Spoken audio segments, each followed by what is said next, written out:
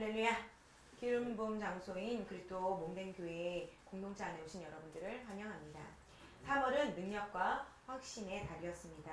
3월은 매우 특별한 달이었습니다. 하나님께서 우리를 통해 이루시길 원하시는 달이었고, 그 무언가를 이루었고, 또 주님의 능력으로 마귀의 권한을 잘라버리고 또 간증이 넘치는 달이었습니다.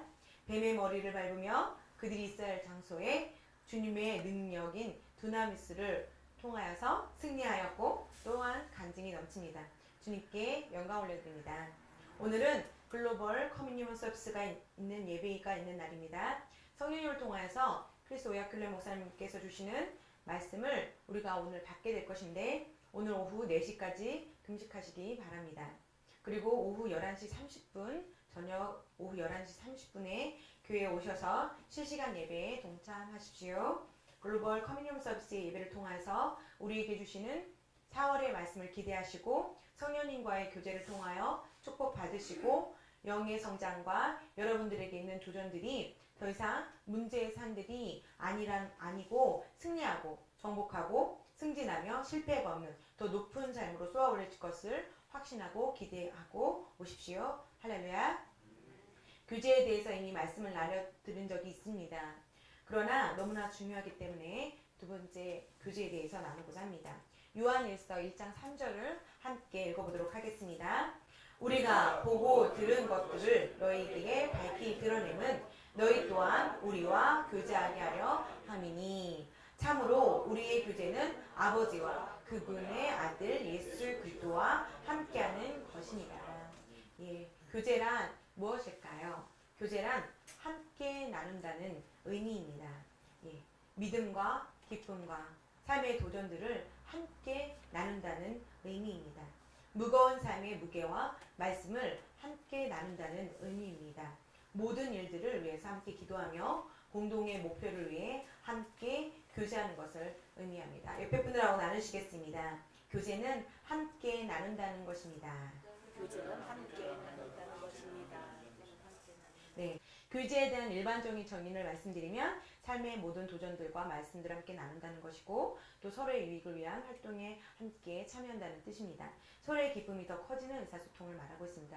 그렇다고 해서 관계에서 오는 모든 종류가 다 교제는 아닌 것을 여러분 인식해야 합니다. 교제는 반드시 목적이 있습니다. 그것은 서로에게 유익이 되어야 합니다. 모든 의사소통이 다 교제는 아닙니다.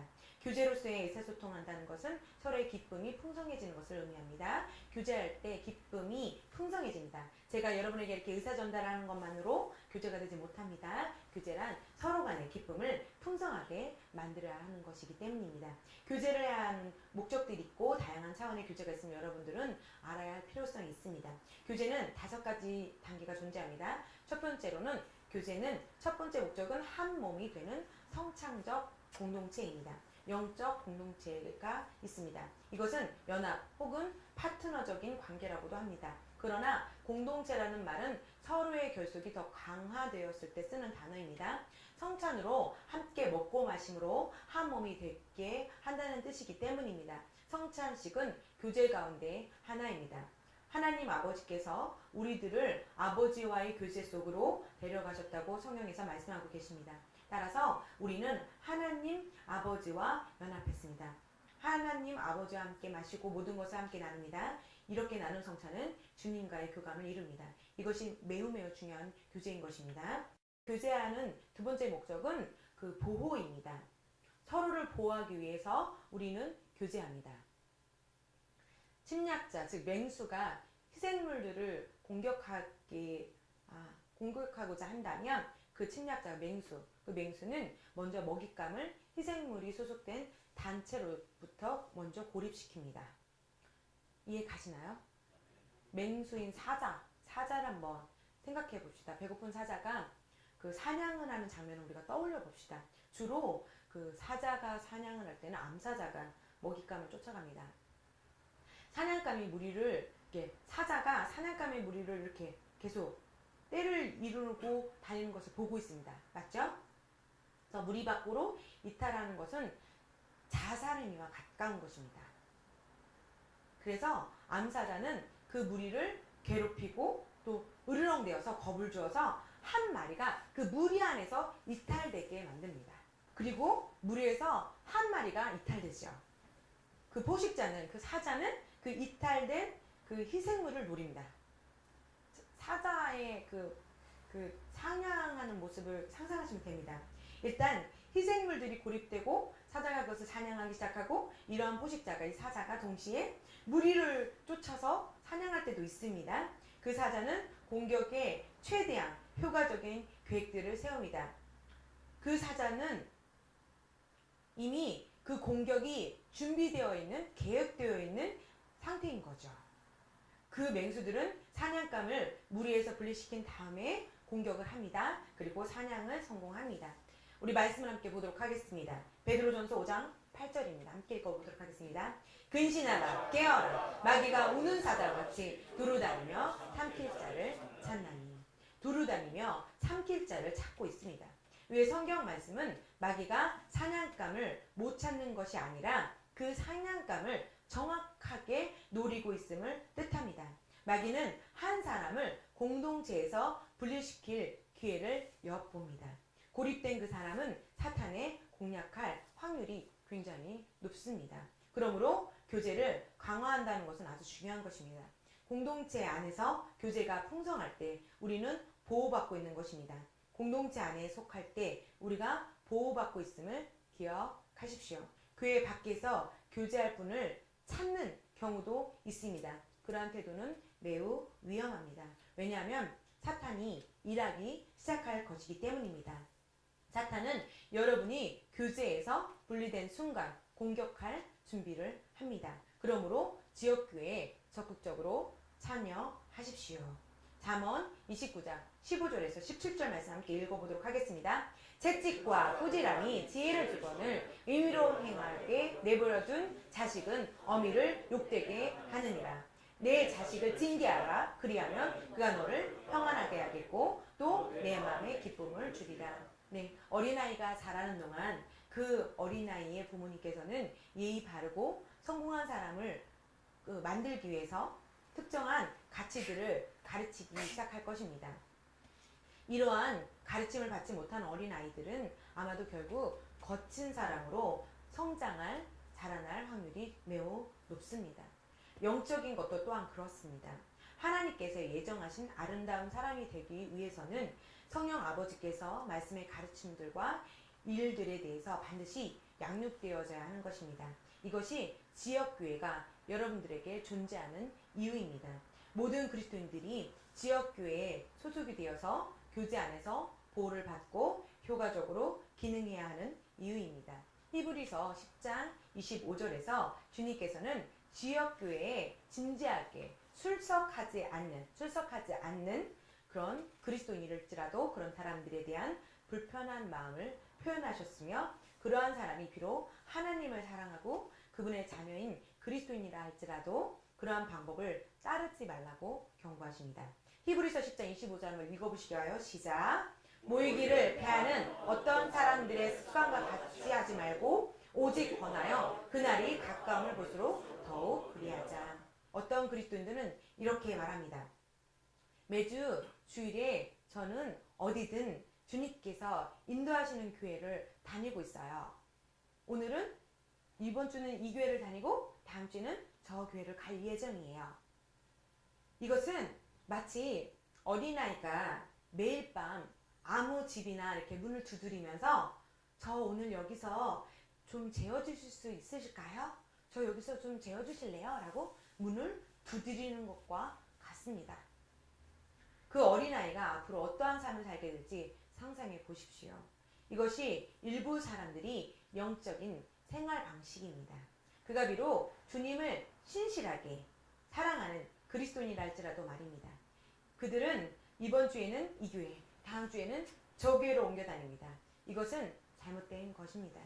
또 어떤 사람은 교회에 전혀 나아가지 않고 집에서 텔레비전이나 인터넷을 통해서 설교를 듣습니다. 그 그리스도인들은 이렇게 말합니다. 저에게는 목사님들이 여러 분 계세요. 여러 많은 목사님들이 계세요. 그분들은 TV나 인터넷에서 본답니다. 이렇게 말하는 그리스도인도 있습니다. 어떠한 목사님들께서 TV나 인터넷으로 여러분들을 가르칠 수는 있습니다.